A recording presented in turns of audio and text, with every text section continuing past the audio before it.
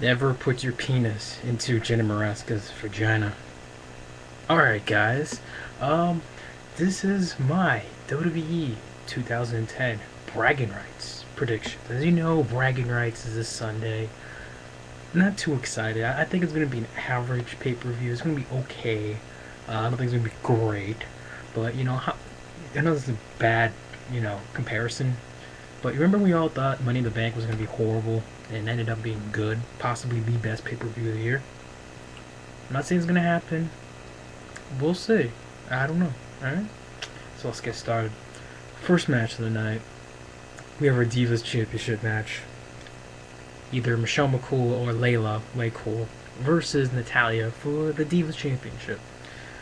Now, as much as I'd love to see Natalya wins it, because I've said this before, Natalya deserves to be a Divas champion. I just don't see it right now. To me, right now, WWE's making them like the divas of the WWE right now. The top divas in the WWE. So, and they just, I just can't see them losing the belt right now. I want them to see them lose the belt, but I can't see it. So I'm gonna go with Lay Cool. Whether it is Michelle McCool or Layla, my guess maybe Layla will go in there. Who knows? Next, you got United States Champion Daniel Bryan versus the Intercontinental Champion Dolph Ziggler. This should be actually one of the best matches of the night, in my opinion. Both these guys are pretty good. Obviously, both are mid-card champions. I know we kind of had a similar match to this last year where we had John Morrison versus The Miz. At that time, The Miz was the United States champion. The Intercontinental champion was John Morrison. So, yeah. Who would win this match? Oh, God. I'm going to go out on a limb. I'm going to say Daniel Bryan.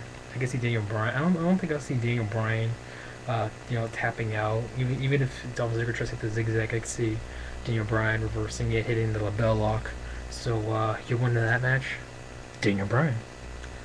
Then you have your Team Raw versus Team SmackDown bragging rights match when you had guys on Raw such as Ezekiel Jackson, who else do you have? CM Punk, The Miz, guys like that versus Edge, The Big Show, Jack Swagger, Alberto Del Rio, Rey Mysterio. You got those guys. Now, this should be a pretty good match. I'm actually kind of looking forward to this match, believe it or not. I know there's not really a war here, but, I think it should be, without a doubt, a good match. I don't see why this should be a bad match at all. As we all know, last year, SmackDown won because the Big Show turned his back on Team Raw, punched Kofi Kingston in the face, and I believe it was Jericho that pinned Kofi Kingston and picked up the victory. But, and Team SmackDown won. So, I'm going to go out of a limb. I think last year was the year of SmackDown, and this year is kind of like the year of Raw. So that's right, guys. And I think, it just makes sense for Raw to win. Look at The Miz. He's getting such a big push right now. Now it's like, okay, who cares? You're not going for the U.S. title. You're not yet at the WWE Championship, but you're just literally a step away from it. You have the Money in the Bank briefcase right then and there, and you're leading your team. You led your team last year at Survivor Series. Your team won last year. It was you and Drew McIntyre and Sheamus. It's John Morrison. I forget who else it was. I think it was like Kofi Kingston. Kofi Kingston was against Reno. But anyway, I think Team Raw is going to win. So yeah. Then you have your Welterweight Championship Buried Alive match between Kane versus The Undertaker. Buried Alive, 6 feet under. Now, you can't have a return match after this. It's Buried Alive, for God's sakes. This is hard to predict, to be honest with you. Probably the hardest one to pick. Because I want to say Kane. I really do. But think about it. Can we picture seeing Kane beating The Undertaker three straight times at pay-per-view? 3 straight. Night of Champions, Hell in a Cell, and then this one bragging rights? That just doesn't seem right.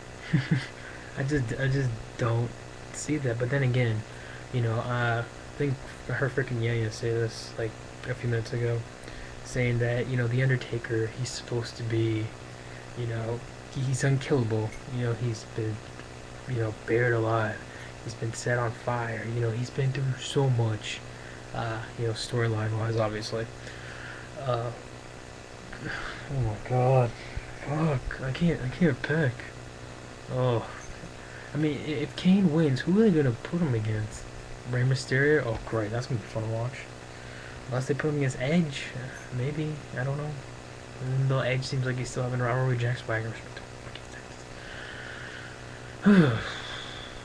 I'm going out on a limb on this one. Honestly, I wouldn't be surprised if either of these guys win. I'm gonna go with. I'm just gonna go with the Undertaker because I just think that, you know, this is gonna be one of his final title runs, in the fact that it is the Undertaker. Um, you know, Kane. I'm sure they can sneak in Kane coming back. I don't know. I mean, if they can sneak out how Paul Bearer got, you know, buried with cement, and then he comes back alive like 6 years later, I'm sure they can do fine with Kane or the Undertaker coming out of a buried alive match. So again, going out on a limb, I'm saying the Undertaker wins. But I won't be surprised if Kane wins. So yeah, actually, I take that bet. Kane's gonna win. Kane. It's Kane. I'm picking Kane. All right. Last but not least, the WWE Championship match: Randy Orton versus Wade Barrett and his little slave, John Cena.